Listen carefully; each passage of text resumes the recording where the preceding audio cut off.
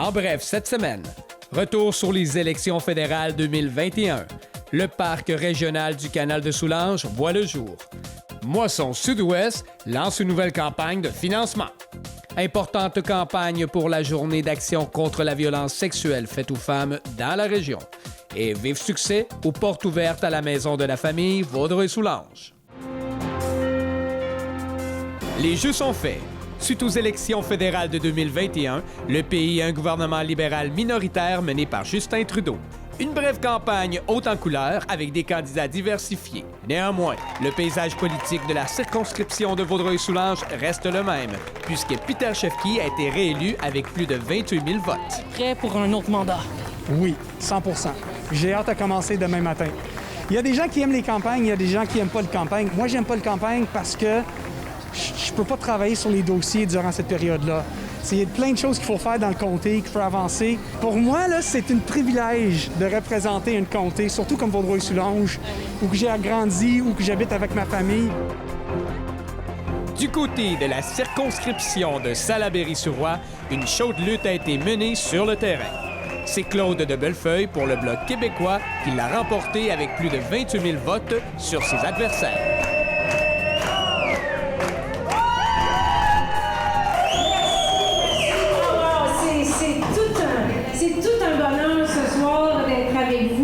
Célébrer cette victoire. Est-ce qu'on peut l'appeler éclatante? Oui! Vraiment contente ce soir. Je veux remercier les électeurs de Soulanges, même belle circonscription de Salaberry-sur-Roi. Merci beaucoup de votre participation. Merci de votre confiance. Je pense que je vous décevrai pas. J'ai hâte de vous retrouver.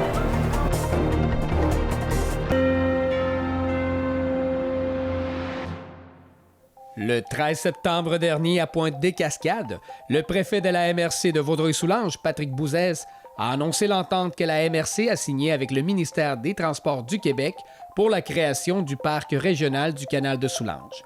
Une annonce historique qui met en avant la collaboration entre toutes les villes de la MRC et plus particulièrement les villes de Pointe-des-Cascades, Les Cèdres, Coteau-du-Lac et Les Coteaux.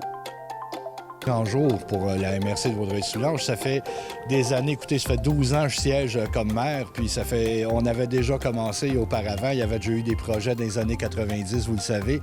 Donc maintenant, ce qu'on essaie de faire, c'était justement qu'il y ait une concertation, que tous les acteurs, d'ailleurs les 23 villes contribuent à ce projet-là.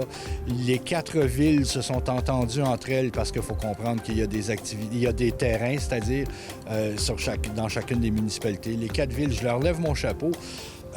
Aux 4 villes, sans eux, ça ne serait pas arrivé non plus, sans elles, devrais-je dire.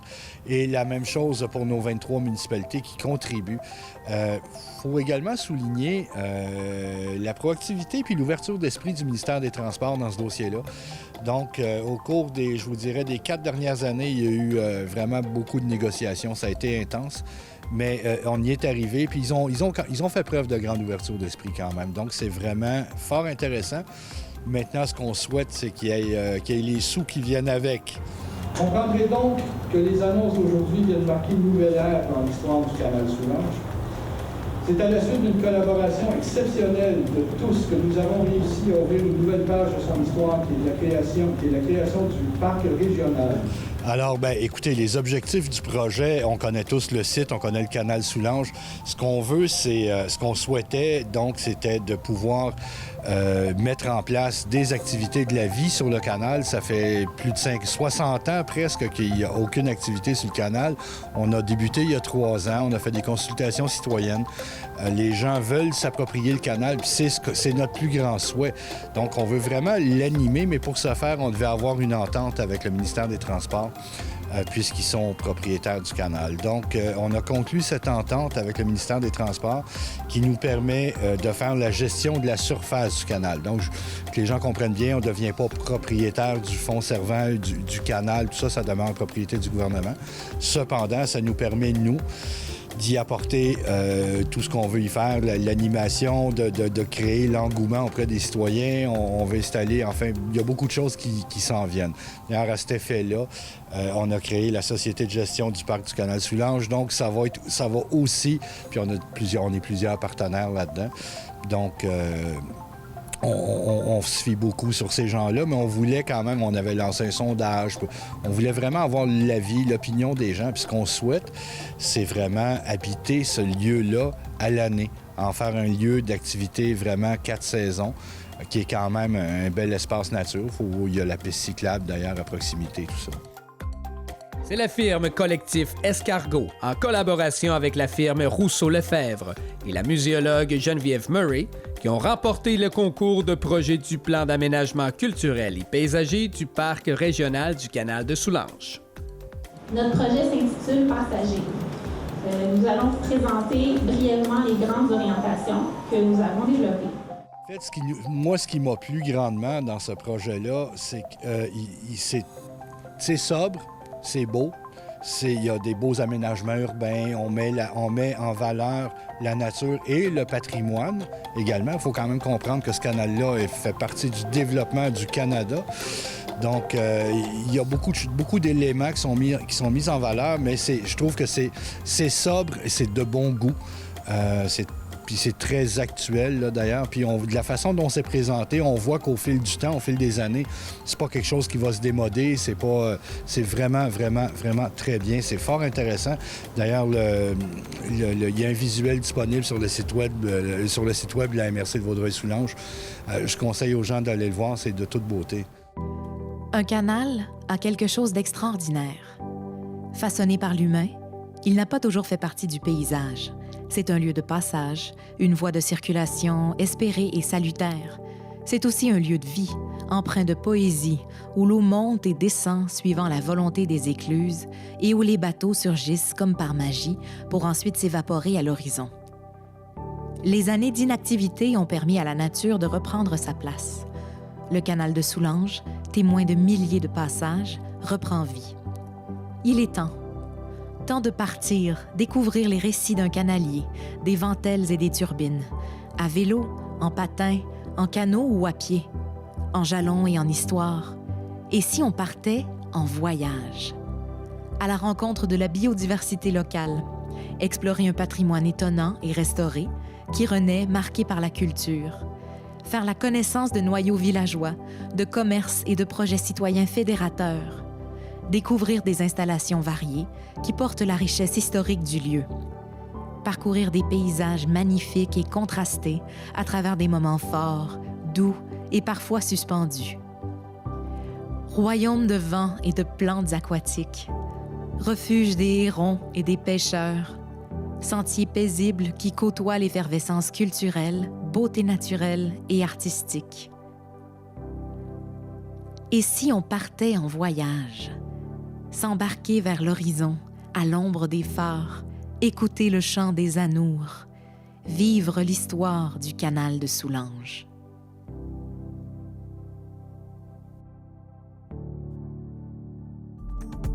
Le 10 septembre dernier, C'est sur la télé a participé à la conférence de presse de Moisson Sud-Ouest à Beauharnois. Les organisateurs ont profité de l'occasion pour lancer la campagne pour arriver à nos fins. L'objectif est d'amasser 3 800 000 $. Aujourd'hui, on vous a convoqué pour c'est déjà lancé depuis le mois de juin, mais pour faire un petit exposure sur notre campagne majeure. On cherche à amasser un total de 3 800 000 $ pour bâtir un nouvel entrepôt de 20 000 pieds carrés, car nos besoins sont grandissants. Depuis la pandémie, vous le savez tous, pour certaines personnes, la pauvreté a augmenté. Pour d'autres, c'était plus difficile, déjà qui étaient dans des statuts de statut précaire.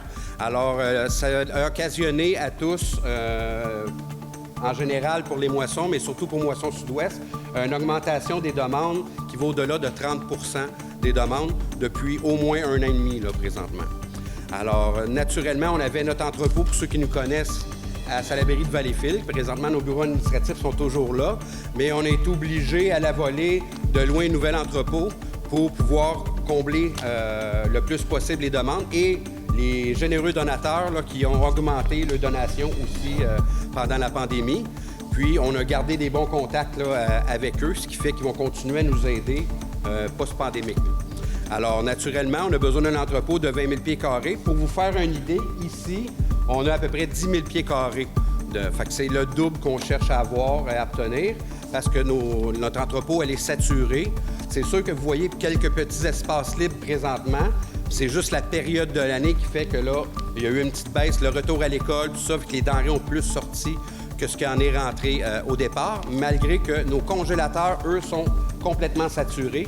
Plus tard, là, après la conférence de presse, bien, on aura la chance d'aller visiter, de voir les congélateurs, qu'est-ce que ça représente. Puis en plus, derrière vous, dans la première porte de garage, bien, j'ai une vanne de 53 pieds qui est stationnée là, qui est pleine jusqu'à la porte et qu'on fait rouler malheureusement avec du diesel à longueur de semaine parce qu'on manque d'espace. Fait que ça nous occasionne des coûts supplémentaires là, récurrents.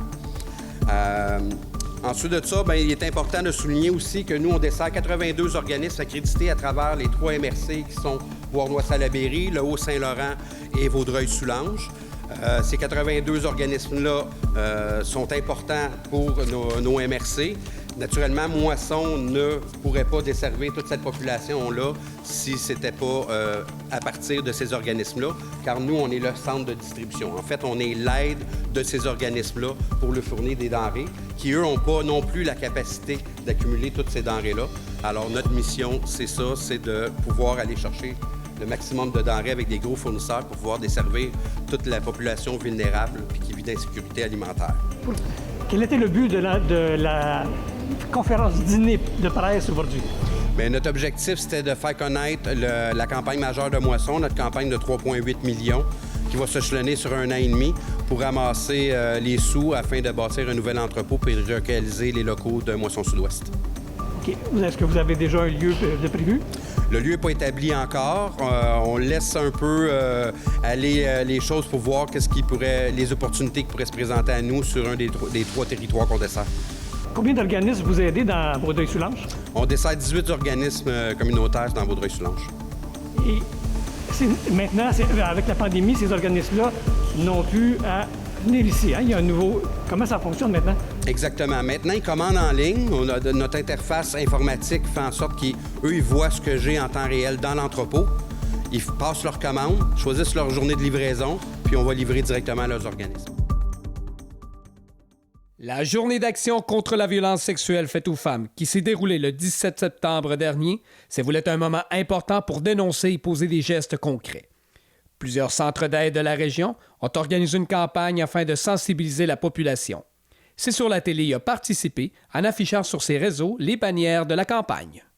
La campagne qu'on a organisée, ça vise à sensibiliser la population à l'impact du discours qui est très culpabilisant à l'égard des victimes.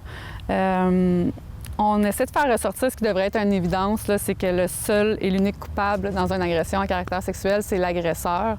Donc, les bannières parlent beaucoup là, à ce niveau-là. Là. Oui, effectivement, j'ai vu une bannière parce que nous, on a participé là, donc, à la campagne. On a affiché les bannières. Puis, il y en avait une qui m'a frappé en disant « J'aurais pas dû l'avoir invité chez moi ». C'est un discours que les victimes ont beaucoup, puis je pense que c'est un problème de société, là, surtout au niveau des agressions à caractère sexuel.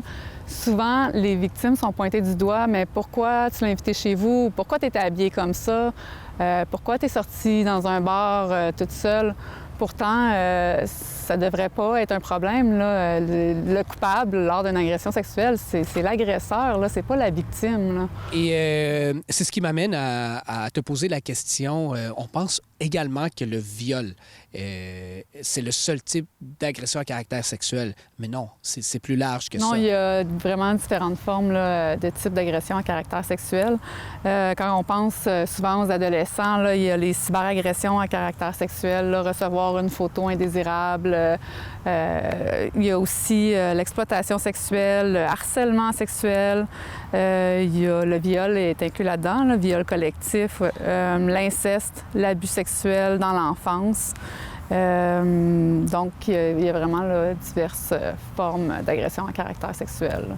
Oui, puis même, c'est ça, on disait le voyeurisme, l'exhibitionnisme aussi, là, il y a un mythe qui existe, là, comme de quoi c'est dans les grandes villes, dans les ruelles, à côté d'un bar, mais c'est pas ça, là, il y a un mythe, là, en fait. En fait, je dis pas que ça n'existe pas. Là. Il y en a des ruelles, des agressions sexuelles, pardon, dans les ruelles à Montréal là, par un inconnu. Là. Mais si on regarde les statistiques, là, je dirais, si je me trompe pas, là, c'est entre 90 et 96 là, selon les régions, j'imagine. Là, mais que la personne, dans le fond, la victime connaît son agresseur, c'est une connaissance, quelqu'un de proche. Puis souvent, ça se passe aussi dans un lieu connu de la victime, là, soit à son domicile ou au domicile de l'agresseur. Là. Une jeune femme, parce qu'on parle de différents âges, on dit jeune femme, là, mais en fait, c'est même pas vrai. Là. C'est un peu c'est large, malheureusement. Quelqu'un voit ces reportages, à ce moment-là, il peut vous contacter? Oui, exactement. Ils peuvent nous contacter par téléphone, par courriel, par Messenger aussi, sur Facebook. Donc, puis à ce moment-là, il y a une intervenante qui prend l'appel. Puis on regarde avec la personne c'est quoi son besoin. Est-ce qu'elle a plus besoin de suivi individuel, d'écoute téléphonique? Est-ce qu'elle adhère peut-être plus à un groupe de soutien? Donc, on regarde avec elle, on lui explique nos services, puis on y va selon ses besoins. Le 16 septembre dernier, la Maison de la famille Vaudreuil-Soulanges de Saint-Zotique et de Vaudreuil-Dorion a invité la population à une journée porte ouverte afin de découvrir l'organisme tout en participant à différentes activités. C'est sur la télé, y était. Sophie, on s'était rencontrés via Zoom l'hiver passé. Oui. On était encore en confinement, au semi-confinement dans ce temps-là. Oui. Là, on est au mois de septembre et une belle journée, mais aussi des belles nouvelles, les portes ouvertes de la maison de la famille Vaudreuil-Soulanges. Pourquoi des portes ouvertes? Bien, on avait envie, en fait, d'ouvrir nos 2 maisons à Vaudreuil-Dorion et Saint-Zotique pour inviter les familles à venir voir les maisons, rencontrer nos intervenantes, puis aussi découvrir nos activités qui vont débuter tout bientôt pour la programmation d'automne. Puis la programmation, qu'est-ce que vous offrez? Là? Puis là, c'est en présentiel aussi. Complètement. On n'est vraiment plus en mode virtuel ni hybride. On est vraiment 100% présentiel. On offre différentes activités, dans le fond, autant pour les jeunes bébés en motricité fine, stimulation précoce. On offre une halte garderie. On a aussi des ateliers qu'on appelle les aventuriers, qui sont des activités parents-enfants qui vont être offertes aussi dans le secteur ici, à Vaudreuil et à Saint-Zotique. Évidemment, parce qu'il y a 2 maisons à Vaudreuil-Soulanges, donc Saint-Zotique et Vaudreuil-Dorion. Nous sommes à Vaudreuil-Dorion, mais c'est la même chose à Saint-Zotique. Oui, en fait, la plupart de nos activités sont dans les 2 maisons, et à l'exception de notre nouveau volet périnatalité, dont on parlera peut-être plus tard, qui, lui, est offert uniquement à Vaudreuil-Dorion pour l'instant. Mais on dit c'est en présentiel. Est-ce qu'il faut une preuve de vaccination pour les familles? Non. Étant donné que nos activités sont jugées essentielles, en fait, pour la population, il n'y a pas de passeport vaccinal qui est exigé. Toutefois, évidemment, il faut respecter les consignes sanitaires, donc le port du masque et le lavage des mains, évidemment, à l'arrivée. Puis qu'est-ce que ça prend pour les familles pour être... en fait, est-ce qu'il y a des coûts pour joindre des activités? En soi, toutes nos activités sont gratuites, mais en fait, nous, ce qu'on préconise, évidemment, c'est que les gens soient membres. Donc, on demande un frais de 5 $ par année et ça donne accès à toutes nos activités durant l'année gratuitement. C'est merveilleux pour ça. Puis, dernière chose, là, c'est ça, comme on parlait du nouveau programme, mais c'est tout nouveau. Puis, il y a quelqu'un, donc, qui vient d'intégrer votre équipe. Oui. Marie-Perle, en fait, qui est notre intervenante périnatalité qui vient d'arriver avec nous. On est vraiment emballés parce qu'en fait, on débute ce projet-là, le volet périnatalité qui va s'adresser, dans le fond, aux parents, mais aux mères aussi qui sont enceintes. On veut les suivre, dans le fond, du début de leur grossesse jusqu'à la suite. En fait, les accompagner avec nous.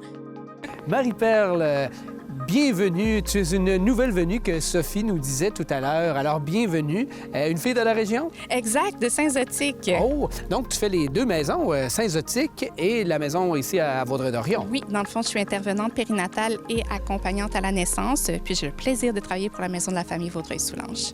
Et c'est un nouveau programme ou un programme revampé, en quelque sorte? Oui, dans le fond, c'est le volet périnatalité qu'on est en train de mettre en place en ce moment. Donc, il comprend plusieurs petites choses, dont le programme Devenir parent. Devenir parent comprend une séance d'information, 3 ateliers ainsi qu'une causerie. Les 3 ateliers portent sur comment composer avec la douleur de l'accouchement. Le deuxième, c'est l'allaitement, donc les bases, savoir bien, puis la pratique.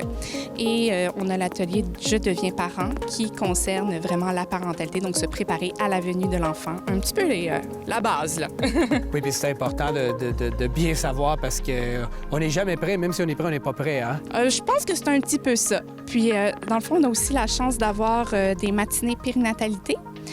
Ça, c'est pas avec le programme Devenir parent, toutefois, mais des matinées périnatalité, où est-ce qu'on parle, par exemple, de c'est quoi une accompagnante, ça va être quoi l'hypnose à la naissance, on peut parler de couches lavables, on va parler de vraiment plein de sujets. Ça peut être juste les mères ou les parents qui souhaitent venir et discuter. Et on va avoir les haltes allaitements. Donc, on a un sublime partenariat avec nos ressources qui va nous permettre de faire ça.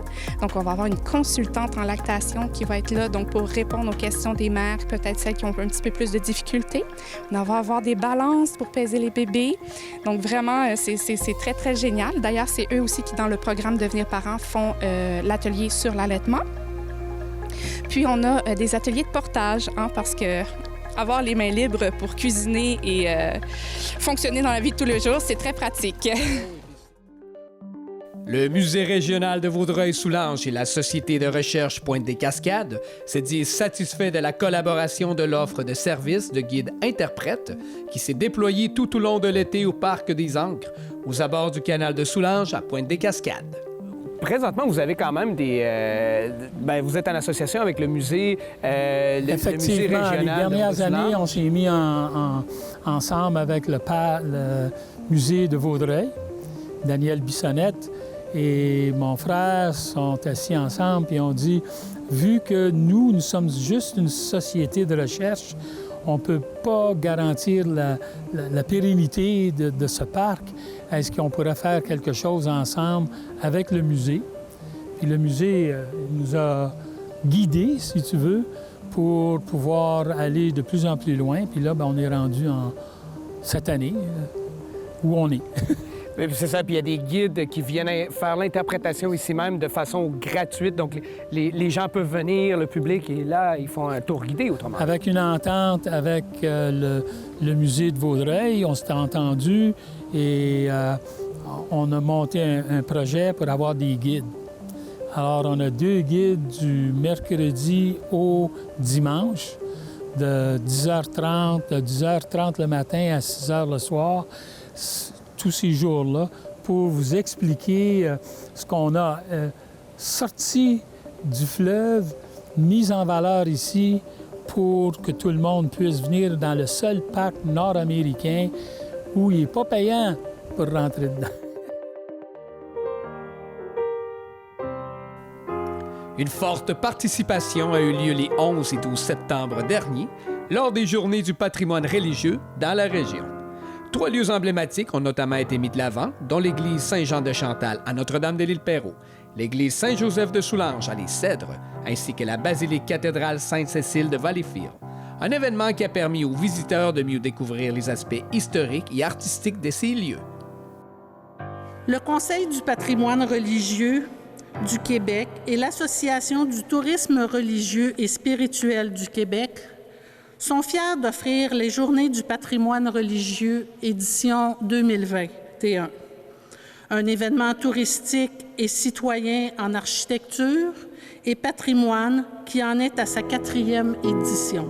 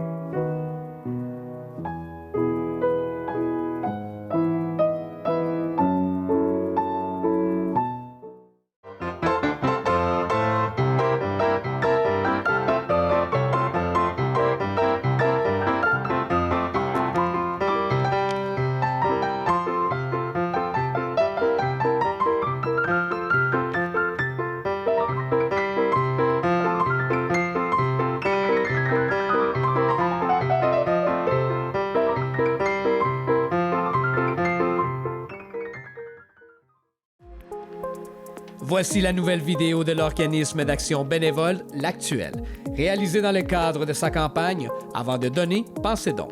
Cette semaine, Appréciez les talents de Lorraine Simard dans le sketch Qu'est-ce qu'on donne? Cette semaine, pour la première fois à l'écran, Lorraine Simard. On la retrouve chez elle dans la chambre à coucher, dans le sketch Qu'est-ce qu'on donne?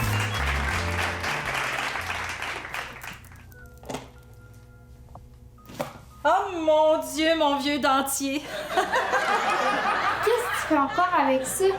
Ben, je l'ai gardé au cas où, mais j'aime mieux le nouveau. Il me rajeunit. Donc, tu t'en débarrasses? Ben non, sais-tu combien que ça coûte? Mais il faut le garder, le donner à quelqu'un qui en a besoin, qui n'a pas beaucoup de sous. Saviez-vous, Lorraine, que les objets très personnels pour des questions d'hygiène comme votre dentier ne se partagent pas et ne peuvent donc pas avoir une deuxième vie? Eh oui!